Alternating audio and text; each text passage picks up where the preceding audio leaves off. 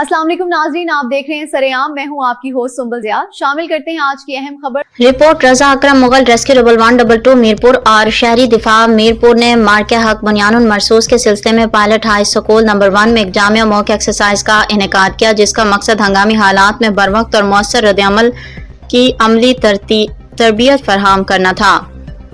Mock exercise के दौरान rescue एहलकारों ने मुख्तलिफ रेस्क्यू टेक्निक्स का अमली मुजाहिरा पेश किया, जिनमें इमारत से महफूज इनखला, सर्च एंड रेस्क्यू, बुलंद इमारात में फंसे अफराद को रेस्क्यू करना, इब्तदाई तिब्बी इमदाद और जख्मी अफराद को महफूज मकाम तक मुंतकिल करने की मशक शामिल थी। एहलकारों ने जदीद तरीक़ेकार के जरिए जख्मियों की मुंतकिली का अमली मुजाहिरा किया ताकि शुरका को हंगामी सूरत हाल में फौरी और दुरुस्त इक़दामात के बारे में आगाही हासिल हो सके। एक्सरसाइज के दौरान बम डिस्पोजल स्क्वाड ने भी मशकूक अशिया की निशानदेही, इलाके को महफूज बनाने और बम नाकारा बनाने के तरीक़ेकार का अमली मुजाहिरा किया।